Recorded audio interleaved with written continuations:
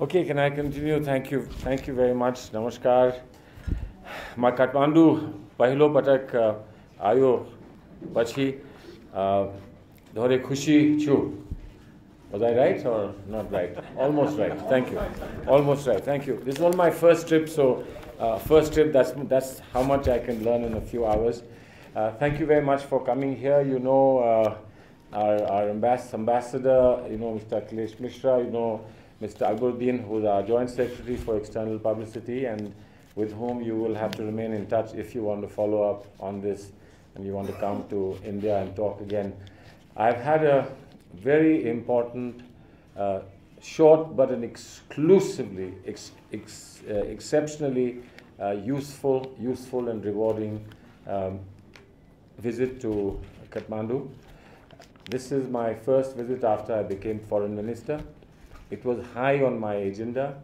I wanted to come here a lot earlier, but I felt it was important that the normal processes that were being negotiated and the attempts to develop a consensus that was being made by all political parties to reach a consensus about an interim government that would have the mandate to lead the country to a next election process in order to elect the Constituent Assembly, the second of its kind. And I'm told by some of the leaders I met today that this perhaps is a unique example in the world where the Constituent Assembly is being elected for the second time.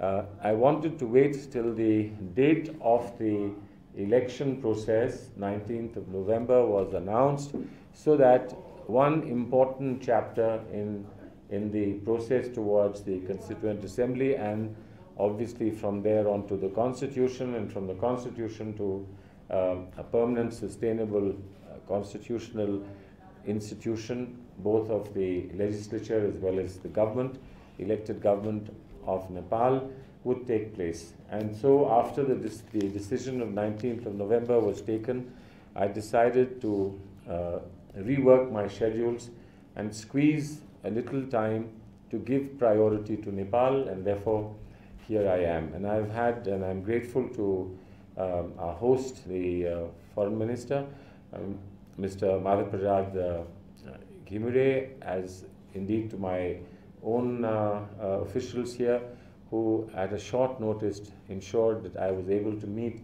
across the board all the political parties, all the important stakeholders, the media here at this time after meeting everyone. I had the good fortune to call on His Excellency the President. I called on the Chairman of the Council of Ministers, Right Honorable Mr. Khil Regmi. As I said, the Foreign Minister played a very gracious host. I had the good fortune to meet with other ministers over lunch.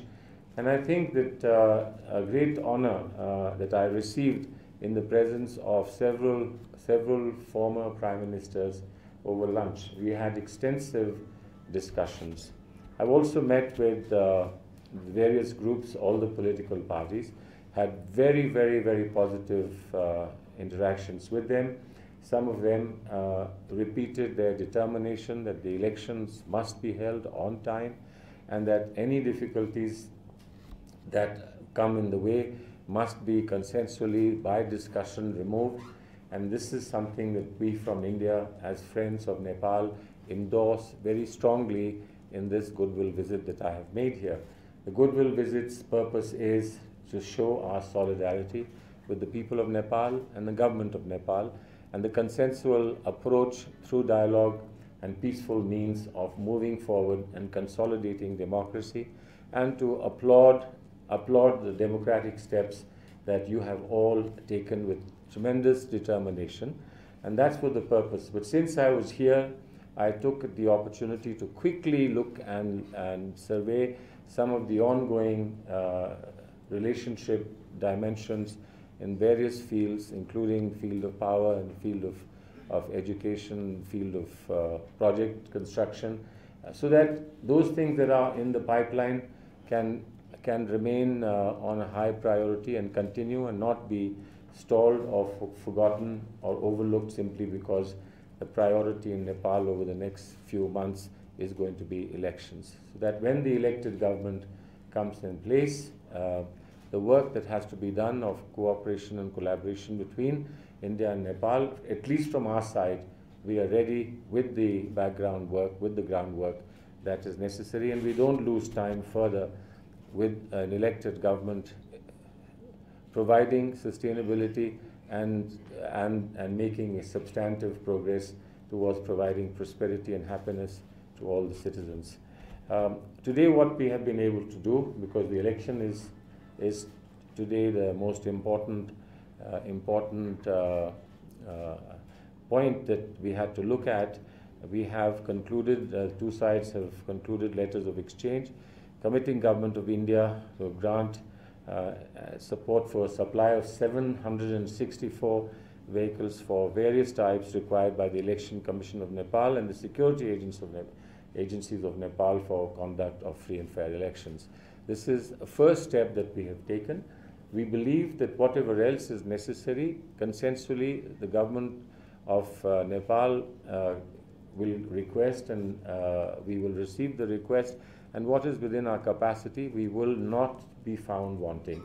We want every support that's possible to give so that this election does not find any shortcoming, and that the preparation for the elections and support for the election process and the election effort is commensurate with the strong, lasting historical relationship that we have with Nepal, and our perception that Nepal and India have a shared destiny for the years and the times to come. Thank you very much. I'm happy to have your questions.